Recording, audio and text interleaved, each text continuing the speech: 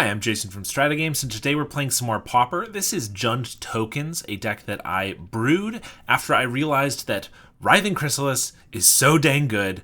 It should be tried out in a lot more shells and things like that. Obviously, it's great in the decks that it already exists in, things like Broodscale, JUND Wildfire, red-green monsters, everything like that. So it's already fantastic in a bunch of spots, but I thought, where can we push it? Where can we make it better in other ways? And a card that I always want to try making work in different decks is Rites of Initiation. I know there have been some decks built around it before, but I always feel like there's more room to brew with it. So discard any number of cards at random. Creatures you control get +1/+0 until end of turn for each card discarded this way for a single red mana at instant speed. So if you have 5 cards to discard after casting this, your creatures get +5/+0 until end of turn, which is obviously an insane buff. But you're discarding your entire hand, so you need to make sure you're actually winning the game off of that. So Writhing Chrysalis provides 3 bodies, and obviously if you're on the back foot or anything like that, makes it very hard for your opponent to get in. It's just super hard to kill in general. So how can we take advantage of this, and how can we get more tokens as well? So Colony Garden is a land that produces a token. Yeah, it's a 0/1, but once it gets +5 or +7/+0, it's going to be totally worth it. So we're playing 4 of those.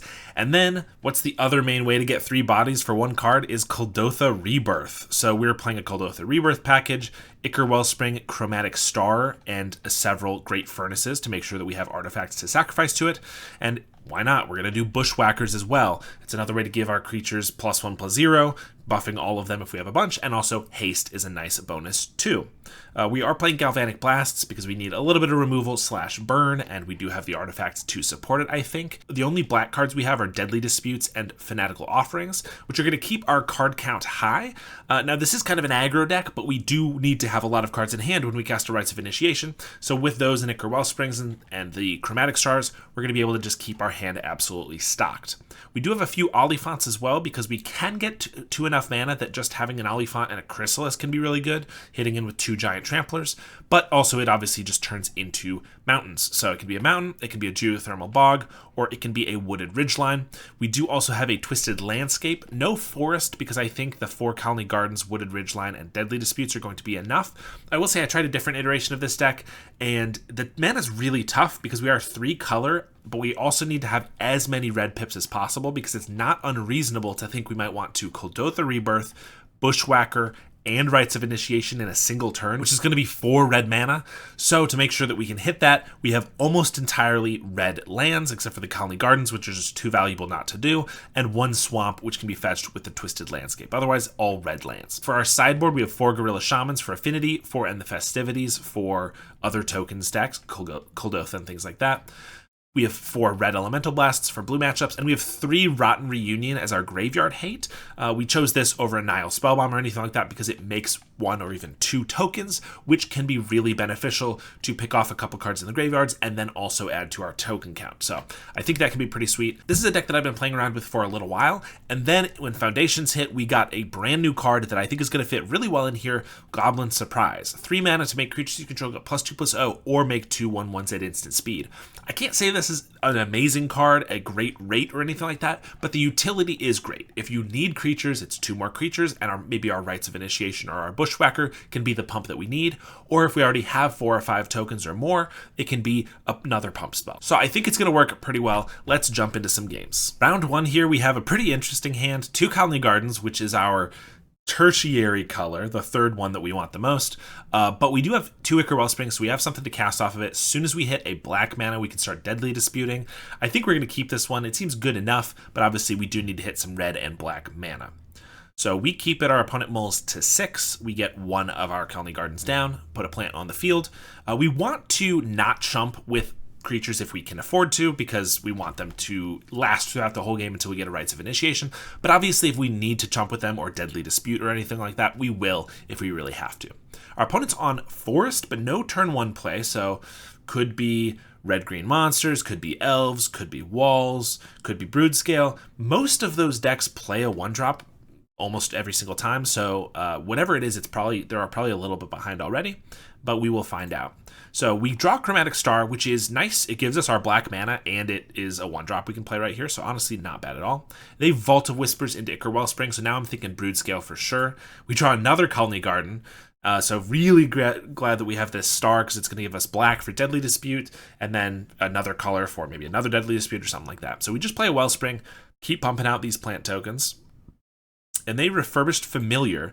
So, and then they hit us with a second Familiar. So suddenly, probably not Broodscale, maybe like a JUND or Golgari Affinity or something like that, or Wildfire, which, plays some of the affinity cards like these. But honestly, losing 2 of our cards right here is pretty brutal. We get rid of the Wellspring because we already have 1. I really want the value from these, and right now it looks like Chrysalis might be our main answer to the Familiars. So we're going to pitch this Galvanic Blast, I think, even though it is unfortunate we have to lose it. We draw another Chrysalis, so we have to cycle the star. We get a Oliphant, so we know we're going to hit our land drop no matter what. But let's Deadly Dispute our Wellspring, see what we pick up. We get a Rights, another Oliphant, so we turn that into a red-green land. So now we're at least a little bit set. Obviously, we still want more red lands as we can get them. We do have another Oliphant for the future, and we have a Chromatic Star. The stars are actually really important in this deck. As I mentioned, we need so much red mana, but also green and black. So the stars are, I think, very crucial. We are going to take a pretty big hit for 4 this turn. We weren't able to get a Chrysalis down, but next turn we can cycle the Oliphant, hit our land drop, and then also play a Chrysalis, so we might be fine there. They have an Eviscerator's Insight on their Wellspring, drawing 3 cards, putting them up to 6, and swing for that 4 damage. Pass back to us. We draw a Kuldotha Rebirth, which is going to be pretty good, but right now we want to stop their aggression, so we're going to do that. Cycle on Oliphant for a Mountain, and play one of the Chrysalises. I could play a star out here, which isn't terrible, but I don't want to sacrifice the Eldrazi spawn until I can get the second Chrysalis down, assuming they don't try to kill our Chrysalis and I need to save it or anything like that, because it's an extra counter that could go on here. I really don't need the star down this turn, so might as well just leave it up. This also allows us, if we need to sack a spawn for a mana, treasure for a black, Deadly Dispute the other spawn, grow our Chrysalis by 2, and we haven't wasted the mana on the star, which we don't need yet. They go for a cast down on the end step here, and I think for a second I could Deadly Dispute the Writhing Chrysalis, which isn't bad, but I actually still want to save these spawn for the second Chrysalis that we're going to get out. It's going to be a big hitter. Not to mention, if they just tap out here, I can maybe just Rites of Initiation them this turn. Currently, we have 5 cards in hand, one of which is Rites, but we're going to draw a card for our turn, and we can Deadly Dispute the treasure beforehand, which will put us up to 6 other cards. So if they just attack us with these 2 and play some random creature, we can attack with 5 creatures that are each dealing 6 damage, so that's going to be lethal. So we're actually kind of setting up for a win this turn, assuming our board doesn't get wiped or anything like that. They're going to swing for 4 here, and just past us, it's a little risky to go for it, seeing as they have all this mana up. But I'm trying to think, what could they have that would really screw us here? I think Suffocating Fumes is the main one. If they have that main deck, we would absolutely be screwed by doing Rites of Initiation, especially by discarding our entire hand. So it is risky. We play Chromatic Star and Deadly Dispute it, getting up in cards. We decide to swing with the whole team and think that there's probably no way they're going to have a Suffocating Fumes in their main deck. There are definitely decks that run it in the main deck, but they're usually more like Dimir Control or Grixis or things like that. A JUND mid-range deck is not really where I'm expecting a Suffocating Fumes, so I think we're going to be okay here. And they go for an Eviscerator's Insight on their land. We decide to ditch the whole hand, and they don't have anything, so they go to -10 damage. A very sweet win with all 0/1s prior to the Rites of Initiation. For sideboard, they are Affinity, it looks like, in some way, even if not full Affinity and more mid-range. So we bring in the 4 Gorilla Shamans. We take out a Rites of Initiation, Goblin Surprise, Chromatic Star, and a Mountain. These are just some of the cards that I felt like were the worst in the matchup. Obviously, taking out a land is not always advisable. With both the Oliphants we have, I think it's okay to sometimes take out a land, and so that's what we decided to do. This hand looks pretty good for us. We can Gorilla Shaman them early if they happen to play some Mirrodin lands or Blood Fountain or anything like that. And otherwise, we just have some nice value. We don't need to start with a ton of tokens like we did in the first game with Colony Gardens. As long as we get them later, we can obviously Kuldotha Bushwhacker. We don't even need to win with the Rites of Initiation. We can kind of just go the mono red route if we are able to Kuldotha and Bushwhacker in the same turn. So they Twisted Landscape. We just get down our ridge line, get a nice Galvanic Blast if they do get an early aggressor. They play a Mountain, so Gorilla Shaman's not looking good, but it also means that we're not getting hit by a Refurbished Familiar anytime soon, unless they're like playing a Vault of Whispers and paying 3 mana for it, so that would be okay too. They just play a Swamp and an Ichor Wellspring. There's the first artifact that they got. and they're going to pass to us. So giving us plenty of time to set up and keep drawing. We're going to Ichor Wellspring here. We get a Fanatical Offering. So next turn, assuming if we don't hit our land drop or anything, we'll go Deadly Disputing for sure. Speaking of, they're going to Eviscerator's Insight their Wellspring up to 9 cards, and they do have a Vault of Whispers, so I could blow that up. They Galvanic Blast us for 2 damage, and I gotta show them up, and I Galvanic Blast them for 4. Really, we just have plenty of cards. I'm looking to potentially Deadly Dispute a Wellspring this turn, meaning I might have too many cards to discard, and I don't want to waste the 4 damage, so might as well do that. We get a Kuldotha Rebirth, which isn't bad, but I don't necessarily want to just throw it out now in case they have like a Drown in Sorrow or something. So we're going to start with a Deadly Dispute on the Wellspring. We hit our land drop, and I decide to just eat their 1 Vault of Whispers. Again, if they have any Refurbished Familiars in hand, this is just going to keep them there. It is only 1 land that we're eating, but also if they start using removal on a Gorilla Shaman as opposed to this Chrysalis we just drew, it could work out quite in our favor. And if they do happen to have like Mirror Enforcers or something like that, and they are really JUND Affinity, obviously that's good too. They do cast down the Gorilla Shaman and don't have a land drop, so really good that we blew up that 1, taking them off quite a bit here. And we Deadly Dispute the Wellspring, still wanting to hit our land drops, and we finally find them. And we decide to Kuldotha Rebirth the treasure now. I could have instead gone for a Chrysalis, but I kind of like going for the Kuldotha, and if they have a board sweeper now, I can Deadly Dispute one of them and get some value. But also, they missed a land drop, so if they miss a land drop again, we're not really in danger of them drowning in sorrow us. They could have a Breath Weapon, to be fair, which is probably more likely.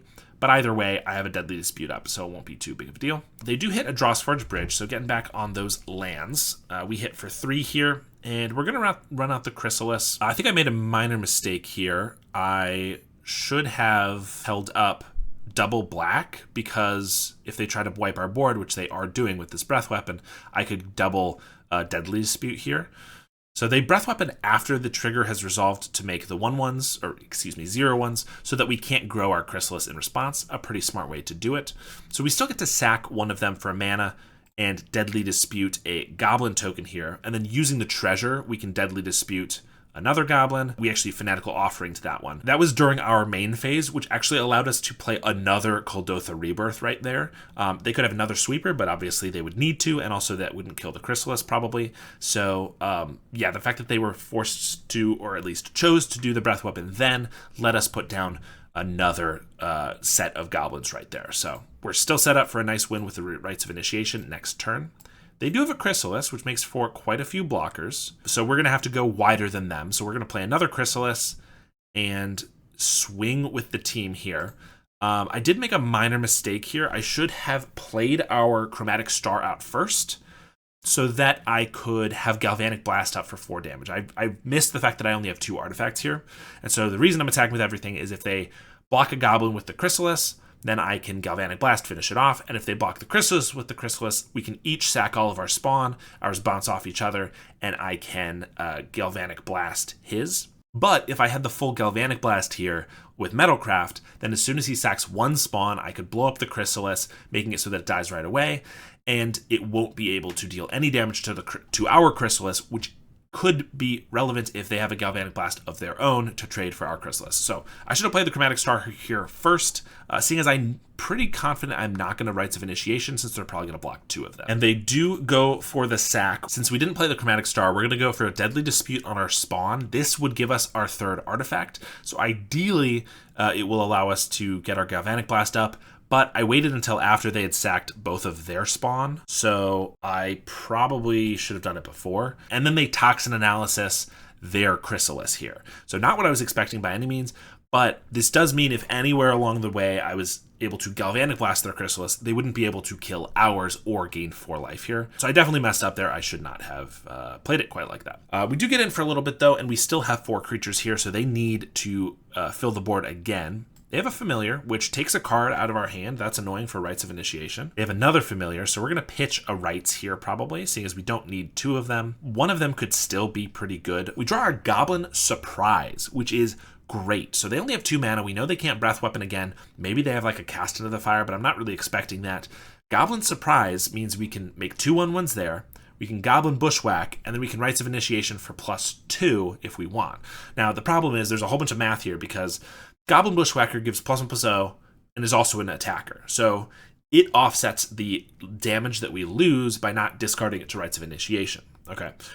Calney Garden gives us a 0/1, but it doesn't give us any additional damage except the damage that the Rites of Initiation is giving. So it depends on how many cards we're discarding as to whether or not playing out the Calney Garden is worth it. When we're at so low cards, it's probably not worth doing. And then Goblin Surprise is similar. It makes 2 1/1s, which are both getting buffed by the Rites of Initiation, but if it's only +2/+0 on the Initiation, then it's not great there. Also, Goblin Surprise can just be +2/+0. There's a whole lot of math that goes into it. One thing's for certain, though. Chromatic Star cycles into a new card for only 1 mana, so we might as well do that, assuming we don't need that 1 mana, which we don't. We have enough to still cast everything here. We do this because if we draw like a Deadly Dispute, we could go up in cards, which would make our Rites of Initiation quite a bit better. And we just draw another Goblin Bushwhacker, so I decide to ditch the Rites of Initiation entirely, because it's getting to the point where it's only going to be +1 or +2 or something like that. I make the 2 1/1s off the Goblin Surprise, I make the Calney Garden, and then I can go for double Bushwhacker here, which is probably going to be lethal.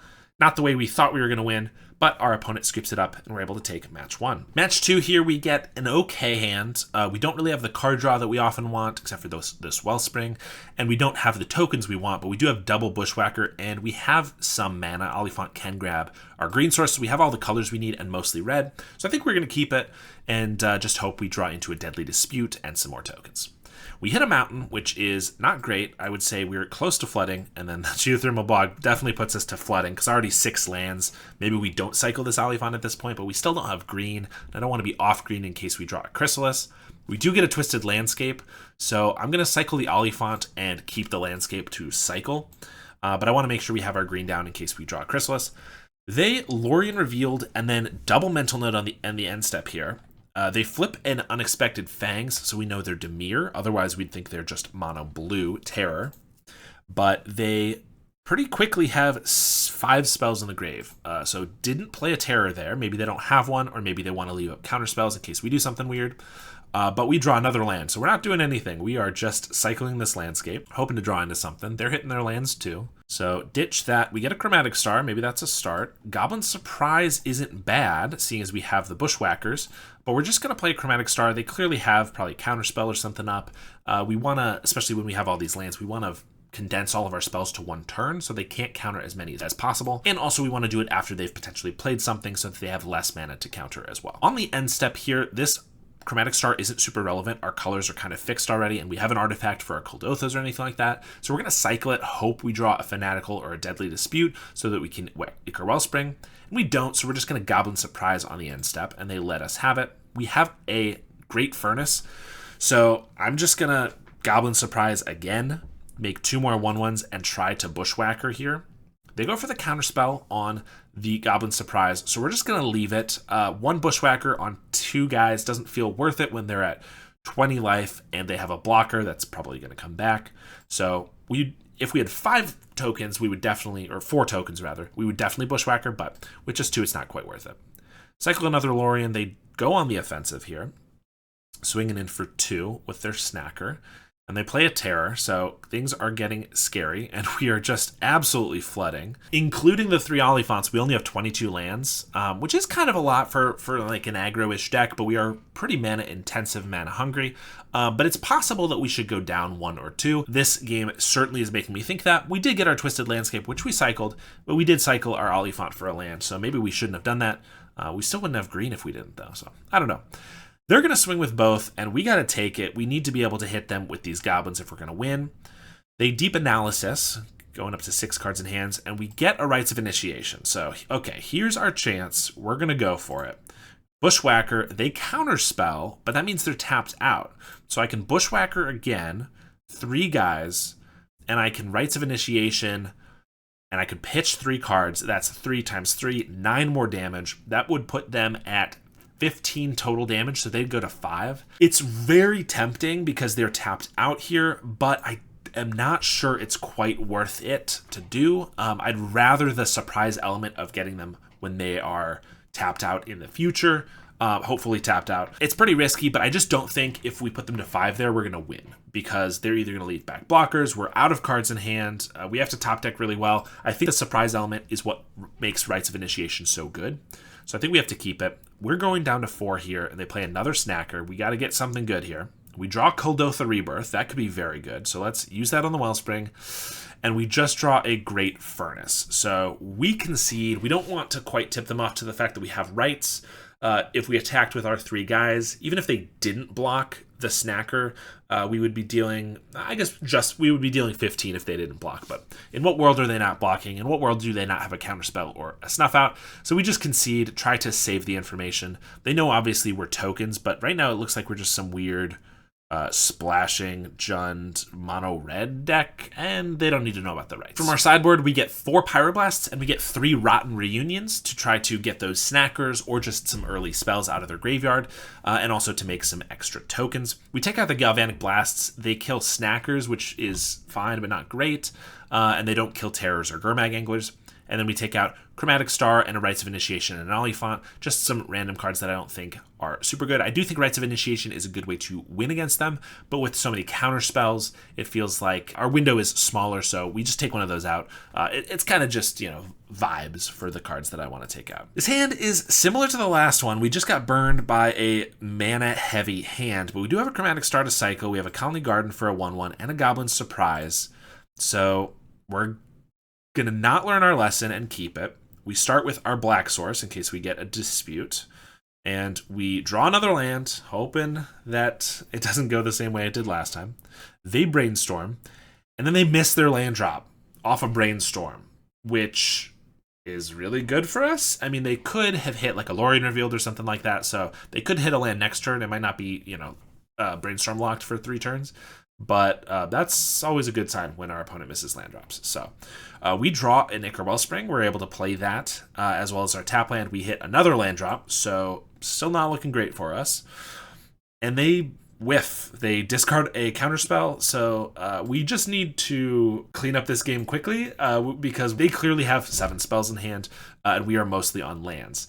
So unfortunately, we're turn 4 and we have a 0/1. So we get to Goblin Surprise them at their end step.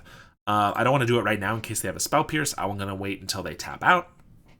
And they don't, so we're going to go for it. Hope they don't have that Spell Pierce. They do have a Blue Elemental Blast, so they're able to take care of that. So not looking great for us, even though they just hit their second land drop.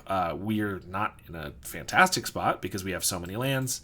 Probably should have learned our lesson and mulliganed again. But we have an Oliphant. We're going to go for it. Hope they don't have the counterspell. They have another Blue Blast, so they get there. But we do have this Rotten Reunion. We draw a Kuldotha Rebirth, and they have the counterspell.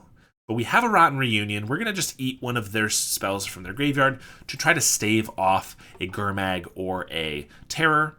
And it gives us a 2/2. They play a Snacker, which is something that it's a blocker for them. We draw an Ichor Wellspring, so we're going to play that. We get a Kuldotha Rebirth, which we instantly sack the Ichor Wellspring with. We get a Chromatic Star, so we get to play that out, and we flash back the Rotten Reunion to eat another spell from their graveyard. We have another Rotten Reunion in hand, so I don't mind using the one, even though there's a sneaky snacker out here. But pretty quickly, we actually have quite a few creatures here. So if we can get a Bushwhacker or a Rites of Initiation when they tap out, which they will need to for just about anything they play, maybe we can get there. So they find a Lorien Revealed, cycle it for an island, and they play another snacker. So this might be our window. We draw the Rites of Initiation, we crack our Chromatic Star, and we have a Goblin Surprise as well, which actually is better to cast rather than let it discard to the Rites of Initiation if we have the mana for it, because it's +2/+0 instead of the 1 from the Rites. But they tap out. They could have a Snuff out here or something like that, but between the 6 creatures we have, they do block 2 of them. We're able to Goblin Surprise for +2/+0, and then Rites of Initiation for 4. We hit them down to -9. So obviously we won that game because they, kept a bad hand from what it looks like. We also kept a bad hand, but if they had just hit their land drops early, we probably wouldn't have won that one. But we did, though. Now the jig is up. They know that we are on the Rites of Initiation. We get another hand that is risky because we don't have any artifacts for our Kuldotha Rebirths or a Fanatical Offering. We do have this Goblin Surprise, but we have our mana again. This one's not great either. We do keep it, we draw a Colony Garden. That's going to help our Fanatical Offering. We get a Chrysalis. So looking up a little bit, we're getting some good hits here. Pass to them, and they Mental Note and Thought Scour. Instantly up to 5 spells in grave, but they don't play a Terror or a Gurmag Angler. We get to just play our Ridgeline and pass with our Fanatical Offering up. They're going to Thought Scour on the end step, milling a Terror, another Thought Scour, and we're going to go for the Fanatical here, hoping that they don't have a Spell Pierce. They don't, so we get to draw our cards. We do have to discard on our end step because it's our end step when we're at 8, but I don't mind discarding a Rotten Reunion here that we just drew. They have so many spells already that the extra cast of it isn't really going to be super relevant unless they get 2 Sneaky Snackers in the bin, which we're not accounting for right now. They also Mental Note at their upkeep. Since they brainstormed, they do get 1 Snacker out, so we'll need to Rotten Reunion that potentially. But right now, we're just going to go for the Chrysalis. They only have 1 mana, so unlikely they can counter it unless they have like a Force Spike, which I don't anticipate. And pass back to them.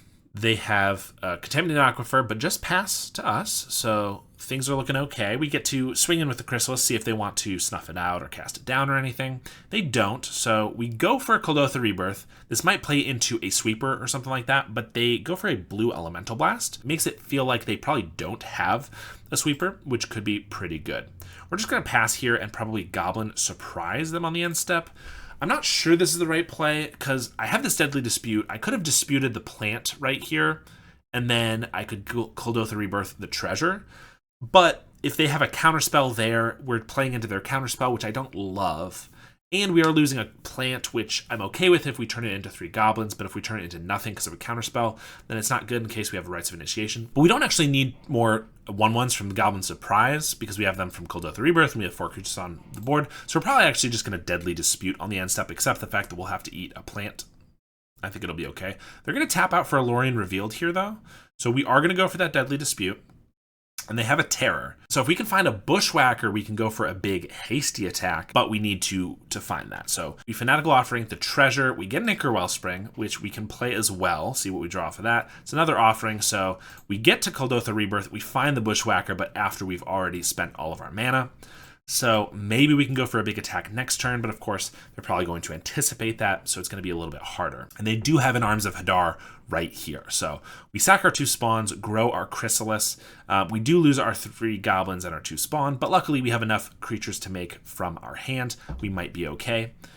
We get to block the Snacker here. Our Chrysalis is a 2/3. I know that they could have an Unexpected Fangs, but if they want to use that on their Snacker that's about to trade rather than their Tolarian Terror, which can get them life every single turn, I think it's okay, especially because I also know that they would have to tap out to do so, which means we can go for a Kuldotha Rebirth Goblin Surprise Bushwhacker turn, which feels like it's going to be well worth it. So we're actually going to keep the Goblin Surprise. We don't quite have the mana to cast it as well as everything else. We want to get rid of the Snacker, so I Rotten Reunion it, and then we Kuldotha Rebirth and kick a Bushwhacker. We get in for 11 here, and we get to leave up a Fanatical Offering in case they go for another Sweeper. So I think this is a little better. We do still have the Goblin Surprise in case we do have these creatures next turn, and we're actually able to sack the zombie token that's going to sacrifice itself to our Fanatical Offering. So if they have a Sweeper here, whatever, we still got our value, and we hit them down to 10. They swing with their Terror here. I assume they have to have an Unexpected Fangs because I'm not sure why else they would go for that attack, or maybe another Sweeper. And they don't. They just play out a Snacker, and then they pass to us. So a little suspicious. Maybe they have some counter spells and things like that. We get a Chrysalis, so we're going to cast that, and it resolves. So we're going to go just for the Bushwhacker, and that also resolves. So I'm going to swing with the team, but I know that this is the type of deck that might have a Suffocating Fumes. So I decide not to swing with the Chrysalis, because if we swing with everything and they have a Suffocating Fumes, we're not going to win this turn anyway. And if they have the Suffocating Fumes and we swing at the Chrysalis, we have no blockers. We might die if they have like another Unexpected Fangs, although we've already seen 2, right? We've already seen 2 Unexpected Fangs, so I'm not really expecting them to have another one, but if they have any way to deal us 1 damage and we do attack with this Chrysalis, we're going to die. So we leave it back, anticipating that Suffocating Fumes, and they do have it. So we get to sacrifice our spawns for mana and then Deadly Dispute some of our other tokens so that we don't actually lose that much value from this. We even draw a Rites of Initiation. If we're able to reset our board, we could be able to use that for the win. And we have a Pyroblast here, which can offset anything that they can cast. They Lorien Revealed. and they only have 1 card in hand, so I'm just going to Pyro that, knowing that I can chump this Terror, so I don't need to Pyro it, and hoping that they don't have anything else in their hand that I would rather blast instead. So they're going to attack for 5, and I'm going to take it. I got to keep this Chrysalis around. We draw a Wellspring, so we're going to cast that for a redraw. We get a Swamp. So we're going to just map up our Chrysalis. We want to make it big enough to survive this Terror. We actually draw a Twisted Landscape, which also helps our Rites of Initiation. We go for another one, and we bin a Rites of Initiation off of it. Play our Chromatic Star, and we pass. Now we're big enough to block both their creatures, and we have a Goblin Surprise if we really need to block. They Arms of Hadar us with just the Chrysalis so that it's small enough their Terror will eat it, which is pretty smart, but luckily we have the Goblin Surprise here, assuming they don't have a counterspell. So we cast it, and they do. If they didn't have the counterspell, we could chump the Terror and eat the Snacker. They do have it, so we actually have to chump the Terror. Unfortunately, lose our Chrysalis, go down to 1 life.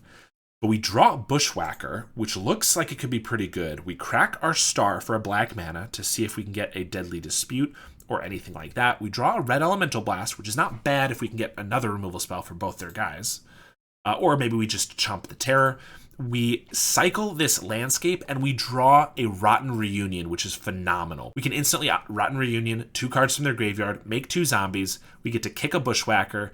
We get to swing for what looks like 8, but we have a Rites of Initiation. We're able to pump it. So out of nowhere, we're able to get the kill and win match 3. That Rotten Reunion really showing that it works pretty well here. All right, round 3 here, we get an okay hand. No black mana, but we do have Kuldotha Rebirth and a Great Furnace, which we could just go for pretty early if we want. Colony Garden, and we have some other lands. So we're going to try this one, and you know what? We are going to just Kuldotha Rebirth our land. Balls to the wall. If we don't get swept up really early, we can just attack and hit over and over and over. If we're lucky enough to get a Rites of Initiation in the next couple turns, we can maybe just go for a really quick win. They play a Twisted Landscape, so if they're like Broodscale or something like that, we might be able to just kill them quicker than they can do anything. So we're going to go for the attack here for 3 damage. And we're just going to play a Colony Garden, make another creature, so if we do draw that Rites of Initiation, it'll be good. And next turn, we can Chromatic Star for another Kuldotha Rebirth, if not.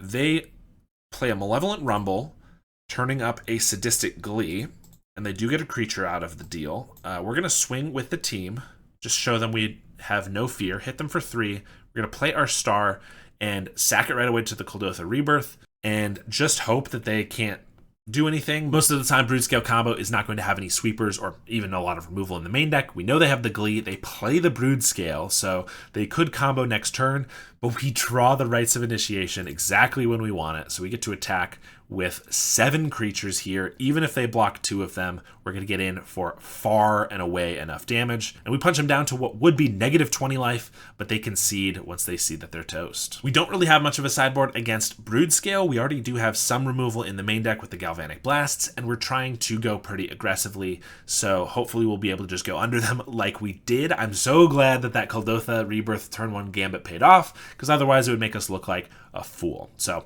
no sideboard cards. We get an okay hand here, 2 lands. One of the first hands we're not flooding. We have the value. Unfortunately, we don't necessarily have the speed that we want against Broodscale, but I think we're going to keep it since we do have a little bit of interaction here. They Bajuka Bog us, which is pretty irrelevant. We get to lay down our bog as well. They Malevolent Rumble off the rip, getting a Colony Garden for them. We play an Ichor Wellspring and hit our 3rd land drop in hand, which is going to be pretty nice. They Colony Garden and just pass to us. We play our Ridgeline down, and we have a Deadly Dispute. And we do have a Bushwhacker and Goblin Surprise here, so it's possible we'll be able to go for an attack pretty soon here. They lay down a Broodscale and just pass to us. We Deadly Dispute on the end step, and they accept that. I want to have Metalcraft here so that I can Galvanic Blast the Broodscale after they've adapted it, if need be. Unfortunately, we have a Chromatic Star, a Treasure, and a Fanatical Offering, but the only way we can get the Fanatical Offering to give us a treasure, or a map rather, is to sacrifice something. Now we have a Colony Garden to make it so we can sacrifice that, but then the only mana that we have to use the Galvanic Blast on is the Treasure, which means we won't have the damage to deal to the Broodscale. So they go for the Adapt on the end step. I Galvanic Blast them anyway, knowing I'm not going to be able to get to Metalcraft, and that they'll at least have to sacrifice their Treasure and their spawn here in order to adapt it again, which is exactly what they're going to do, keep their guy alive. And I'm just basically hoping that they don't have the combo because we're pretty dead to it right now. They play a landscape and sack it for red, play another Broodscale, and just attack for 3 here. So definitely doesn't look like they have the combo. We're not going to chump by any means. Take the 3, and we're going to Fanatical Offering the Chromatic Star on the end step, get another Rites of Initiation, and 2 more Gardens.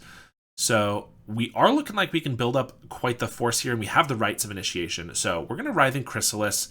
We know that they don't have the combo here, otherwise they would have gone for it. If they top deck it or are able to get it off of a Malevolent Rumble, so be it. But we need to build up our forces really quickly so that we can go for the win next turn, ideally. So we're going to play the Chrysalis, play a plant. We have 5 creatures now, and we have only 3 red mana, which means we're not going to be able to Goblin Surprise, Bushwhacker, and Rites of Initiation, but maybe just a Bushwhacker and Rites will be enough. Or I could do all of that if I cycle the Oliphant for a mountain and I would lose 1 spawn. So I'd lose 1 creature, but I'd make up 2 with the Goblin Surprises, so maybe that would be worth it. We pitch one of the Rites of Initiations at the end step because we don't need it. And they have a Drown in Sorrow, so they're going to be able to reset our creature count except for our Chrysalis, which is a little annoying, but is not too bad. They do play a 3rd Broodscale and adapt it right away, so looking down 3 3/3s here. Golgari Rot Farm, bounce a land, pass to us. So we need to reset our board here. But I realize I can just play an Oliphant, and that with the Chrysalis attacks for quite a lot of damage by themselves. That's 12 damage with Trample, and if they want to start trading off their Broodscales, I'm okay with that because I'd like them to be dead. They do have a Chrysalis, so that makes attacks a little bit worse, and they have a Garden of their own. And we draw a Chrysalis here. So I should probably just attack, but we start with the Ichor Wellspring to kind of probe for what we want to get. And we have a Writhing Chrysalis, so we're going to play that to be able to grow our current Chrysalis. We play Colony Garden. And then I realized that I should have attacked before I played like everything. But the Chrysalis was necessary for the other Chrysalis if I want to buff it. And the Ichor Wellspring, I kind of wanted to see what we had going on. So I guess maybe it's okay. But now if they have any sort of interaction or anything, we can't really even bluff that we have interaction of our own. Either way, we're able to attack with 2 6-power Tramplers, and they go for the double block on the Chrysalis and the trade on the Oliphant with their Chrysalis. And I could sacrifice 2 spawn here to keep our Writhing Chrysalis alive, but honestly, I'm okay trading for 2 Broodscales, and the way that we're looking to win this is not with the Oliphants and Chrysalis, but the go wide strategy with the Rites, so I'm definitely not willing to sacrifice those. They do have an Unexpected Fangs on the Chrysalis, though, making it so the Oliphant's not a trade, and they gain 6 life. And that makes things pretty annoying, because now suddenly we have to find so much more damage, especially because when we attack into this, they're going to be gaining another 6 life. So attack didn't go quite as anticipated, potentially because we tapped out pre-combat. They duress us, they take our Deadly Dispute, which is our card advantage, seeing that we have the Rites of Initiation, so they're fully on to what we're doing, or rather what we have in hand right now. They go for a Drown in Sorrow, wiping our tokens yet again, but we at least get to grow our Chrysalis a little bit. But unfortunately, we don't have a chump blocker for their Chrysalis, and they're able to attack if they want, but they actually decide not to. I guess being too scared of the Bushwhacker, Goblin Surprise, Rites of Initiation, which is totally a reasonable thing to be scared of. I map up our Chrysalis, see if we can grow it a little bit, or if we can draw another land off of it, which could be good for the Rites. And we hit a Bushwhacker, we bin that, we don't need more buff, we need more creatures. And it is 1 creature, but it's not quite what we need. Plus, they still have a Broodscale around, so I wouldn't hate some removal either, although I guess we're only at 2 artifacts, so Galvanic's not going to really do it either. In any case, they have a Shambling Ghast, and they find the Sadistic Glee, but they don't have any way to set it off. They don't have any spawn.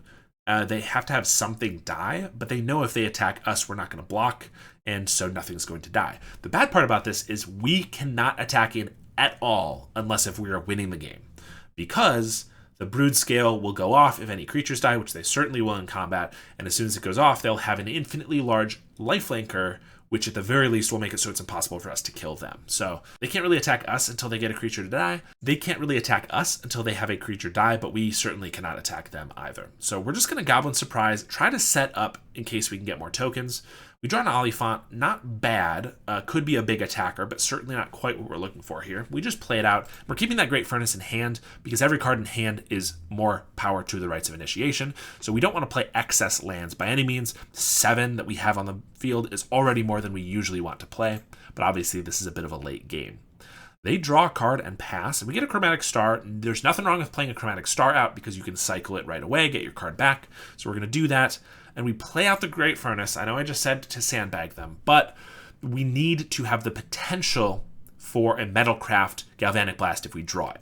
Because if we can kill this Broodscale, suddenly we're not under the gun as much, and we will be able to have a little bit more leeway with the game. Whereas if we keep both those Great Furnaces in hand, even if we draw the Galvanic Blast, we won't be able to use it. So if I drew any other land that wasn't an artifact, I wouldn't have played it out.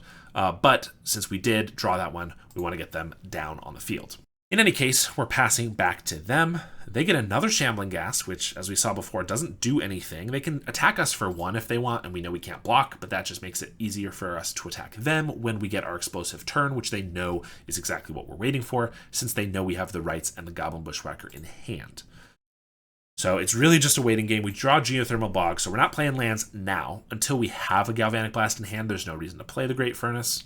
So we're just going to keep it.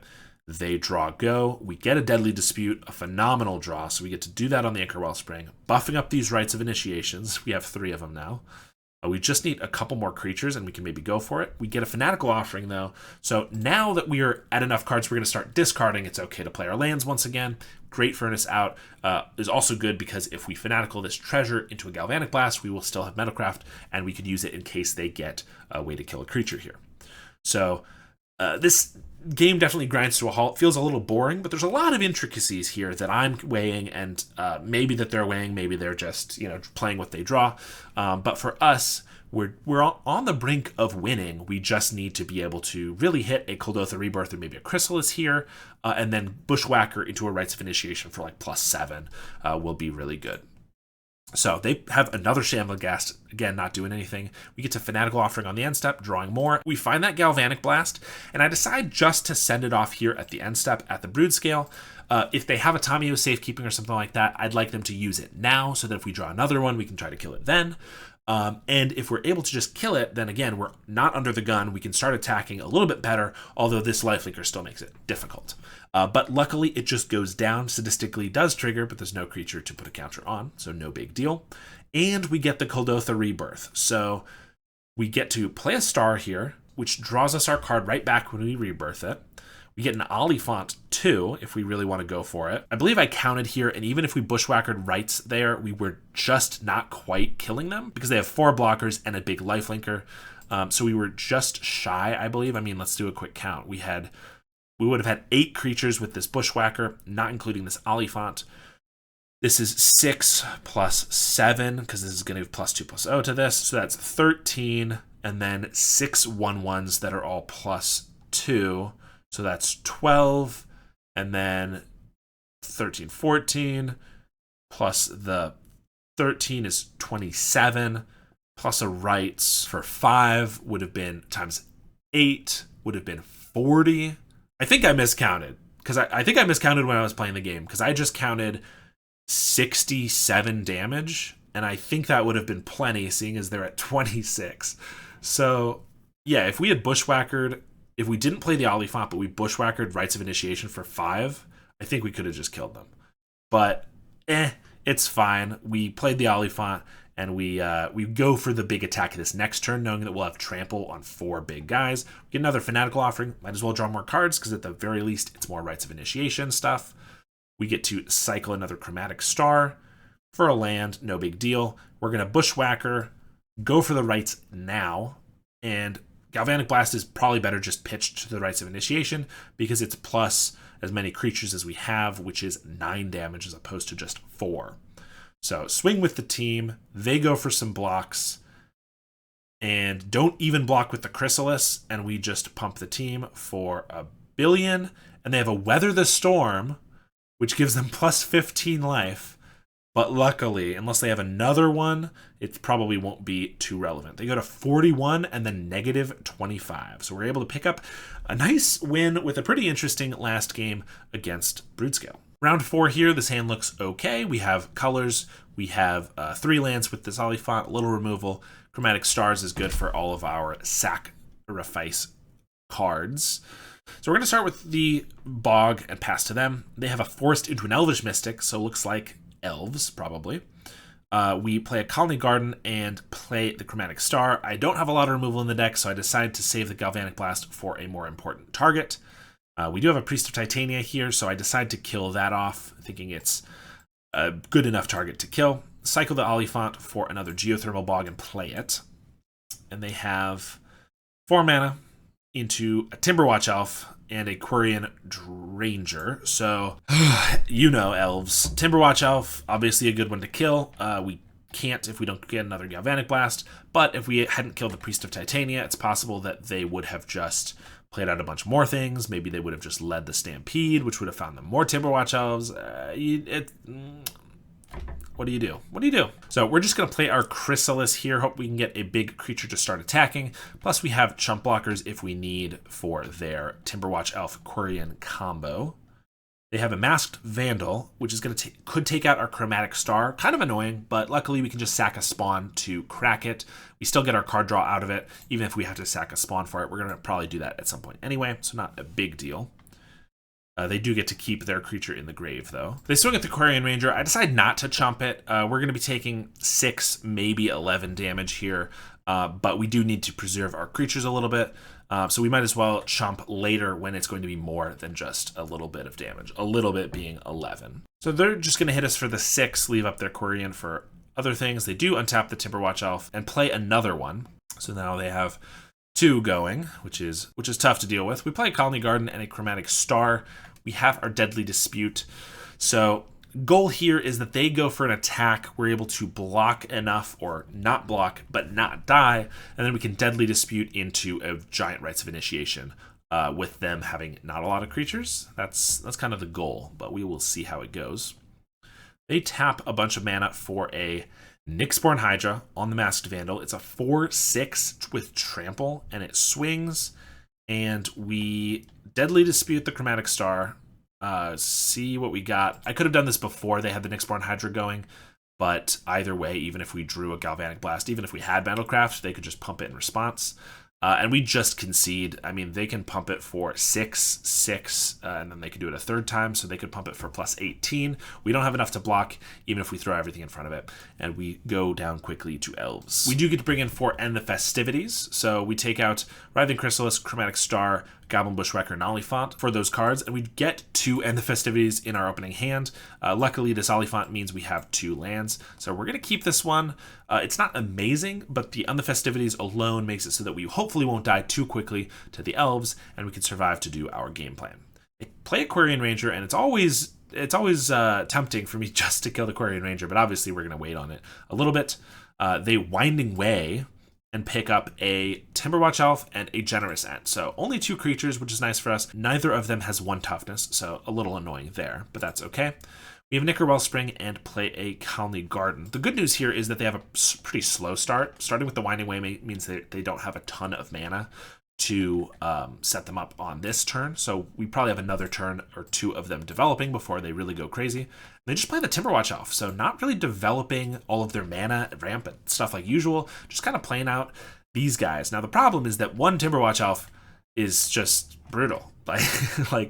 If we let this survive, then suddenly we can't kill their creatures with damage very much at all. So unfortunately, we're just going to have to send off both of the End the Festivities here, kill the Quirion Ranger, and then kill the Timberwatch Elf. They're just 1-for-1s, and obviously we want them to be more than that. And then we draw the Galvanic Blast. We should have Deadly Disputed first to see if we got that, because we could have just Galvanic Blasted the Timberwatch Elf. I wouldn't have even worried about the Festivities on the Quirion Ranger that early. Honestly, a pretty big mistake. But we do have a Galvanic Blast for anything else they might play. And they just go for to lead the Stampede. Apparently their hand is full of nothing. I don't know. They have 2 Elvish Vanguards. They do play a Jesper Sentinel. We get a Chromatic Star down and crack it right away. We get another Festivities, and we're going to go for a Rebirth here. So setting up for the Rites of Initiation next turn, and end the Festivities, and Galvanic Blast can hopefully wipe out the creatures along the way. The problem is each one of those that we use is one less power that our Rites of Initiation gives to our entire board. They cycle their Generous Ent for a Forest, and then play both their Vanguards. One of the Vanguards grows to not die to the end of the Festivities. They're going to just pass here. And I accept the fact that I'm going to need to keep these cards in my hands if I want a chance at really winning here. So we're going to go with the Fanatical Offering, draw some cards, and I'm going to just swing with the Goblins for a couple reasons here.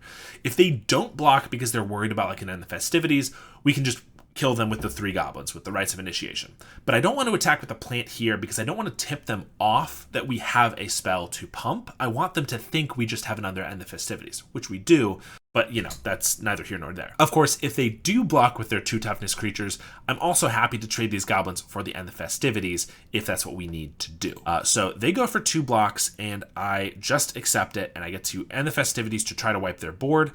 And then they envelop, counter target sorcery spell, which I've seen sometimes, and I forgot about. I was thinking it'd be more like a Hydroblast or something like that. And I realized that I made a mistake, obviously, because they got to keep all their creatures here. What I should have done is I should have Rites of Initiation for 1 to try to wipe their creatures there. Now, it would have been not as efficient, right? Because we would have lost 2 of our cards from hand for 2 of their creatures. And if we had lost an end of Festivities, that could be a problem. But even if they did have like a Hydroblast, then we could end the Festivities and we would have been able to take out their whole board. So, bit of a misplay there. Pretty annoying, I'm not going to lie. But we decide to just play a Chromatic Star, map up our plant token. We get a card out of it, which is not a big deal. We do want those for the Rites of Initiation. We're going to see if we can get them next turn. They Sentinel, and I decide to keep the Galvanic Blast for... these Vanguards are annoying, but they're not killing us right now, or they're not keeping them alive like a Well-Wisher would. So I think I need to keep the Galvanic Blast for something a little bit more dangerous, and just in case we can Rites of Initiation them. So that's kind of what we're going for. We'll see if it works out. Then they tap a bunch of mana and they Query and Ranger their Sentinel. It looks like to me they're tapping 6 mana potentially to play a Generous Ent, and I'm not really going to be able to get past a Generous Ent very nicely, so I just disregard what I just said and I cast the Galvanic Blast on the Sentinel. Maybe not the best thing to cast it on, but I'm hoping that I can kind of just stall them out here and they can't do much. Unfortunately, they just play a Distant Melody and draw 4 cards. And then they play a Birchlore Rangers. They do attack for 2 here, and they smack us for 9. We draw Goblin Surprise. We crack our Chromatic Star, play a Wellspring to cycle that. And we could go for a Surprise and a Bushwhacker, but that's not quite going to win us the game here. Keep our lands in hand. Hopefully we can just Goblin Surprise, Bushwhacker, and Rites. That's the goal for sure. So they play a couple more Elves. Their Mana Dorks finally coming out. They even tap 5 for an Avenging Hunter, which is not something I was expecting. I've seen it in some Elves lists, but just not what I was thinking here with like Vanguards and stuff like that. But they swing with 2 Vanguards. So we have to chump 1 to not die, but we go to 3 here. They only have 1 blocker. Now they do have the Query and Ranger, which means they can untap a blocker so they can have 2 blockers. But if I can Goblin Surprise, make 2 1/1s, and then I can Bushwhacker, even if they block both of them, we might be able to Rites of Initiation them. And we draw Fanatical Offering, which can draw us 3 cards. That should be enough that the Rites is going to win. Plus, we get a Galvanic Blast if we really need. We're going to go for another Fanatical Offering, because every card we discard is 2 more damage that the Rites is going to deal. So we're going to go for the Bushwhacker now, and we have a Rites for 7. Plus our guys are already 2/1s, swinging with 4 of them. So that's going to be 2 9-power creatures, 18 damage if they don't have any tricks beyond untapping 1 creature. They don't even block with the Avenging Hunter. We pitch our hand, and we put them to -10. Off a game we didn't play particularly well, and definitely looked like we were going to lose. Game 3 here, we have not a very good hand. We got to ship that. We basically had nothing to play, so it's not going to work out by any means. This one's a little better. We have all 3 of our colors. We have 3 lands, and we have an End the Festivities for a little bit of counterplay. They start with the 1-2, of course, against the end of the festivities. But that's okay. We're just going to get down our star. In case we draw a Deadly Dispute or something like that, we want it down pretty quickly. They play a Birch Lore and another Sentinel. We draw a Colony Gardens, so we just play that. We get our green for our Chrysalis. If we happen to hit another land drop, we might even cycle this landscape. And we want to make sure that we can play the Chrysalises on turn 4, so get that green down early. They Winding Way and they hit a Quirion Ranger and a Priest of Titania. They show us that they have a Sandstorm in their deck, which is definitely a good card to know that they sideboarded in. If they have even a single green up, which when will Elves not have a single green up, our game plan can be absolutely thwarted. But we're going to have to keep that in mind, but not necessarily just totally cave to the fear of it. They play a Quirion Ranger and then tap for their Priest of Titania. And it does look like they're leaving up 1 mana, which means to me that they could have another like Envelop or any sort of 1 mana counterspell. We do have the End of the Festivities, which could wipe 3 of their creatures right now, so we might have to just go for it, even if they have the counterspell. We draw Chromatic Star. We're not really doing anything, so we decide to go for the End of the Festivities, and luckily they don't have anything for it. We're able to get the nice 3-for-1 and killing 2 of the most scary creatures that they could have, 1,000,000 mana and 1,000,000 more mana, which is absolutely great. And we get to just pass the turn here. I could have played a Chromatic Star. We definitely want to cycle this landscape for another red, because we know we're red heavy, but I would rather just probably cycle the star that we have on board, try to start drawing some cards here, and if we cycle this into like a black mana and are able to get like a Deadly Dispute, we might even sack the plant on the end step, not waste any of our mana or anything like that. So we're trying to be efficient here and draw cards, and it's just tough sometimes. They lead the Stampede, and they do hit 3 creatures, Priest, Timberwatch, Elvish, Vanguard, but they don't hit a 3rd land drop, which means that they only have these 3 mana at the moment. We crack our landscape, we decide to keep our Chromatic Star, and then we lay down a Writhing Chrysalis. I would like to be able to pressure them a little bit more, whether that's killing their creatures or attacking them, but unfortunately we don't have a creature yet, so we're just going to have to settle for this. They Priest and play another Sentinel. Going to have a lot of mana next turn if we don't draw any interaction. We get a Colony Garden. So I could go for the desperation of just drawing 1,000,000 cards here. I just want to go for the Chrysalis here. It's another big attacker, and I'm expecting that they're going to play a lot of creatures here, but ideally we'll have another turn to try to dig for cards. And if we have all these creatures out, then 1 Rites of Initiation could definitely seal the game. So we're going to swing at the Chrysalis. They don't block, of course. We're just going to deal them 2 and play a Garden. So 8 creatures that we have here. Even if we get a Rites of Initiation for 1 or 2 cards, could be pretty good. So they have a Forest, play a Vanguard. That's going to start growing, of course. And they Distant Melody. Can't do anything about it. They draw 5 cards. Have another Vanguard here, growing their first. Play a Birch Lore Rangers. And they pass with 2 mana up because of their Birch Lore and their Sentinels. So they definitely could have like a Negate or something like that. I know usually it's 1 mana splash cards, but sometimes it can be 2. We do draw an End the Festivities, but we're going to start with an Ichor Wellspring, and we draw a Deadly Dispute. Not a bad card at all. In fact, a great one. So we're going to do that on the Wellspring. We get a Kuldotha Rebirth, and we hit a Galvanic Blast. I'm going to go for the End the Festivities, see what they got. They have a Spell Pierce, but we have these spawn. And this End the Festivities, unfortunately, only kills this Priest and the Birch Lore Rangers, but I still think it's worth paying for, seeing as it grows our Chrysalises and things like that. So we're going to do that, take out those 2 creatures, and then I realized that our 2 Chrysalises getting in here probably aren't going to be blocked, but if we sack all of our spawn to them, they can deal 12 damage, put them down to 4, and our Galvanic Blast can finish them off. They don't have a Well-Wisher right now, and without a way to give it haste, they probably won't have a way to gain life until we are able to kill them. So we play a Chromatic Star for the 1 mana, and we attack here. We sack the spawn. Unfortunately, as has been the issue a lot of times, if we sack the treasure or the Chromatic Star there with the 1 mana we had floating to Galvanic Blast, we're actually losing Metalcraft. So we're not able to kill them right now. We have to actually wait till our next turn and just hope that they don't have anything going on here. But this might be our game that we can win with just Chrysalises and burn as opposed to our go wide strategy. They play a Timberwatch and a Fyndhorn Elves, and they swing for 9 here. We're just going to take it in case we do need to do anything other than Galvanic Blast. We untap, and we just blast them to the face, and we're able to take the game. So when your opponent is also playing a go-wide deck, sometimes you just need to go taller and burn them out. Final round here, 4-0, is feeling pretty good with this deck that I kind of just threw together with some cards that looked cool. So let's see how this match goes. We get a pretty bad hand. We can't cast anything but 1 Galvanic Blast, so we're definitely going to mulligan this one. And we get a better hand for sure. Chrysalis, Wellspring, Fanatical is going to be a lot of card advantage. We have all our colors. We put back a Bushwhacker. It just doesn't look that good right now, even though we'll want it later. But we are against Clockwork Percussionist, the bane of my existence.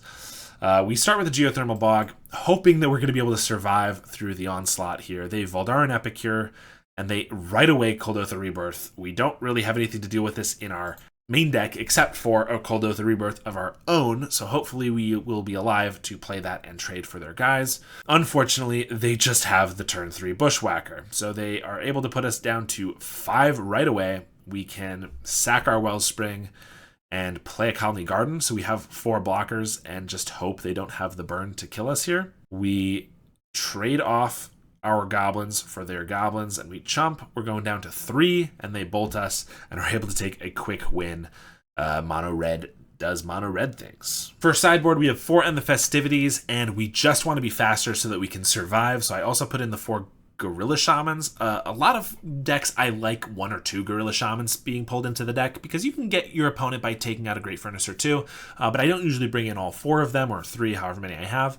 But I'm doing it this time because our game is definitely a lot slower. Like the Goblin Surprise looks terrible here, just Ichor Wellsprings and stuff.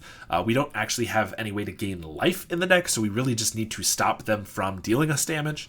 Maybe we should put some life gain in the sideboard, but I'm not really sure what would be great. Weather the Storm could be fine, but the only turns where we're storming off is usually when we're killing them.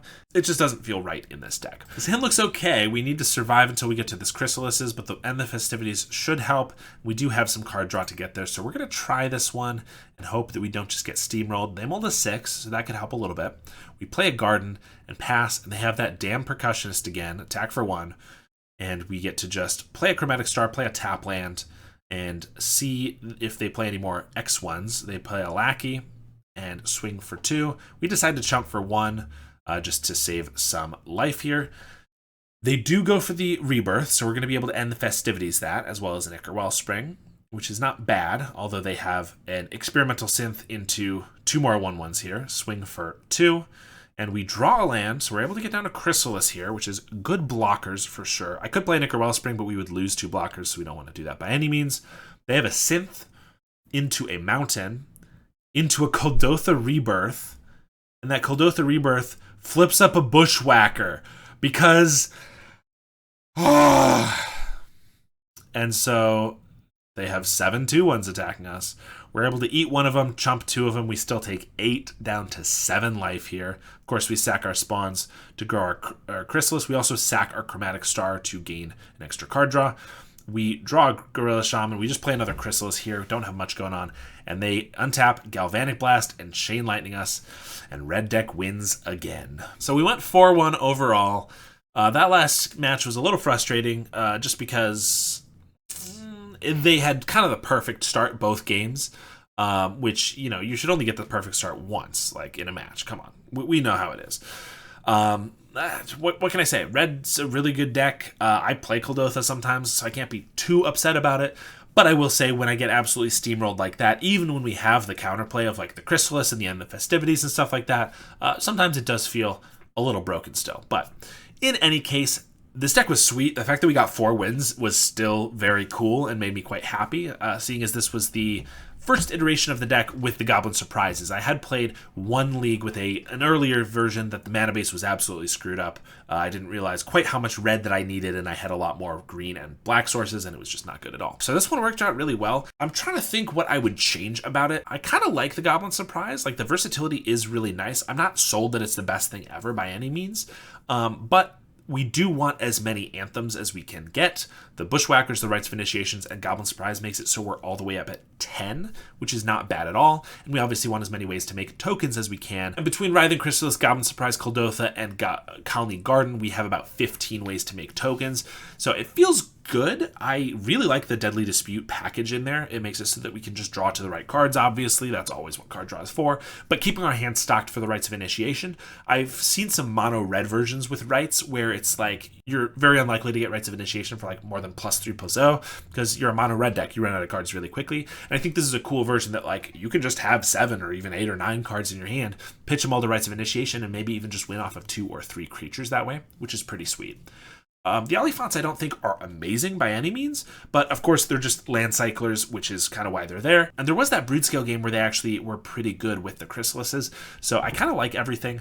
I will say we got flooded early a little bit more than I wanted, but most of the other games were pretty reasonable, so I don't know if we need to go down on lands at all. 22 with the Oliphants feels pretty reasonable, so I'm kind of, I'll play around with that a little bit, but right now I think it might be okay. And sideboard felt pretty decent. I really was happy with how the Rotten Reunion played out in that one terror match.